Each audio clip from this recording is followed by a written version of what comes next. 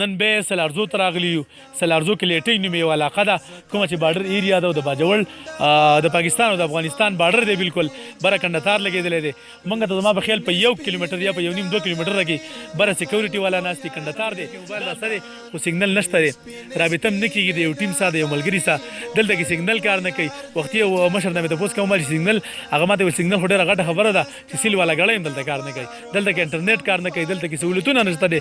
دې خلکو ژوند زما په خیال ډېر سخت دی او په انګار باندې ژوند تېرول دي خو او علاقه دونه ښکلې علاقه ده چې ښایسته علاقه ده خو باید چې دلته لږه توجه ورکړی شي او دې له لږ چې کوم مسلې دي هغه به حل کړي. ورور مې تاسو راته خپل نوم والې دې علاقې اوسېدونکي وایي.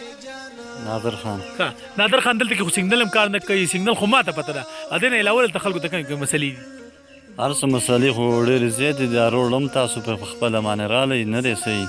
زمونږ چې کوم مریض وشي لکه په جنازه کې وړو داسې واقع کې ګاډي نه مثلا پازي کې نو چې کوم ګاډی مو سپیشل خار بسم الله الرحمن الرحیم. سلامونه او احترامات کتونکو اوریدونکو. څنګه چې تاسو ته پته ده چې زموږ د ارګنایزیشن زموږ د تنظیم او زموږ د ټول ټیم خو همیشه هم دغه کوشش وي چې په باجوړ کې کم خلک پاسمانده پراته دي کم خلک په تیاره کې پراته دي او کم خلکو ته زموږ رسایي نه شوي کم خلکو ته کار نه شوي هغه خلکو ته موږ ځان ورسو د هغې مسایل حل کړو د هغې اواز واورو او د هغې په ژوند کې لږه اساني راولو. په دغه سلسله کې نن بیا سلارزو ته راغلي یو. سلارزو کې لیټۍ نوم یوه علاقه ده کومه چې بارډر ایریا ده او د باجوړ د پاکستان او د افغانستان بارډر دی بالکل بره کنډتار لګېدلی دی. موږ ته زما په خیال په 1 کیلومتر یا په 1.5 2 کیلومتر کې بره سیکورټي والا ناست دی کنډتار دی. دغلته راغلي یو موږ په 100 کیلومتر لاره ووهله او دغه لاره جي ټوله کچه وه. تاسو به دا ګاډی دې خوا ایدئ دلته د پیلډرو دلته کې د موټرو رسایي ډېره مشکل وه.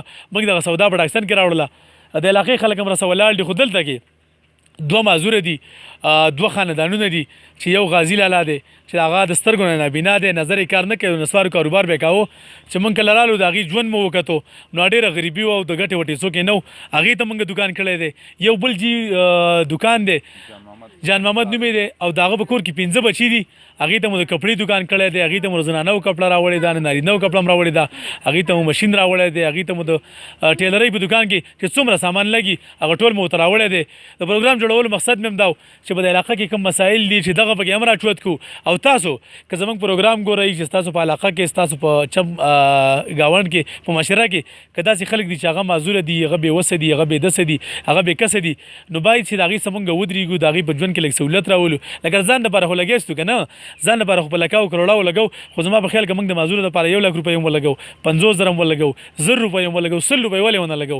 په الله قسم چې دغه ژوند خوشحالي به وګورئ دا ژوند سکون به وګورئ. د علاقې نوجوانان راسه ولاړ دي دغه نه هاټ کړم دیونه مطالبې که څه مسایل وي که مسلې ځکه چې موږ راغلي یو دا زما سره په جب کې موبایل راسره خو سیګنل نشته دی رابطه هم نه کېږي د یو ټیم سره د یو ملګري سره دلته کې سیګنل کار نه کوي. وختي یو مشر نه مې تپوس کوم چې سیګنل هغه ماته ویل سیګنل خو ډېره غټه خبره ده چې سیل والا ګړی هم دلته کار نه کوي دلته کې انټرنیټ کار نه کوي دلته کې سهولتونه نشته دی. دې خلکو ژوند زما په خیال ډېر سخت دی او په انګار باندې ژوند تېرول دي خو او علاقه دونه ښکلې علاقه ده چې ښایسته علاقه ده خو باید چې دلته لږه توجه ورکړی شي او دې له لږ چې کوم مسلې دي هغه به حل کړي. ورور مې تاسو راته خپل نوم والې دې علاقې اوسېدونکي وایي. نادر خان. ښه نادر خان دلته کې خو سیګنل هم کار نه کوي سیګنل خو ماته پته ده دې نه علاوه دلته خلکو ته کومې مسلې دي؟ هر څه مسلې خو ډېرې زیاتې دي. روډ هم تاسو په خپله باندې رالی نه دی صحیح. زمونږ چې کوم مریض وشي لکه په جنازه کې وړو داسې واقع کې ګاډي نه مثلا پازي کې نو چې کوم ګاډی موږ سپیشل خار بازار ته رسو نو موږ نه 4,500 روپۍ اخیستې خیال دی نه هلته راسه بیا واپس د مریض پیسې نه ټول اسمانده علاقه ده خلک غریبانان دي ټول. بالکل جی بالکل حقیقت دی.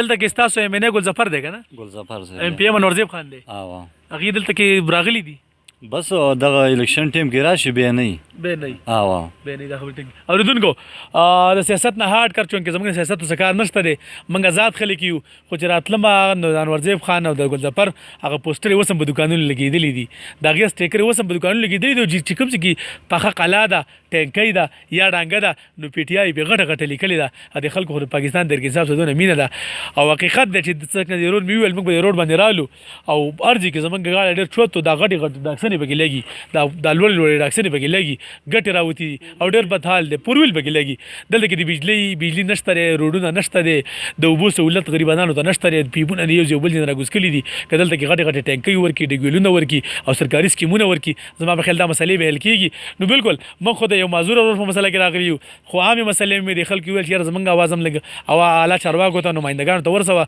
نو بالکل د دې خلکو اواز به تاسو اورېدلی انورزیب خان یې اوري ګلظفر یې اوري یمنیګان ټول یې اوري څومره پارلیمنټیرین چې دي او د علاقې ته راشئ او د علاقې په زرګاو د علاقې ډېره غټه آبادي ده نو باید که دې خلکو سره مینه وکړئ دې خلکو به سر لاس کېدی بیا هم 2 کاله بعد الیکشن روان دی بیا هم دغه اسمبلۍ ته لیږي او دغه بیا به هم یو ځل به ځان باندې مسلط کوي مطلب مشران به هم راولي ډېره مهرباني ډېره مننه الله په امان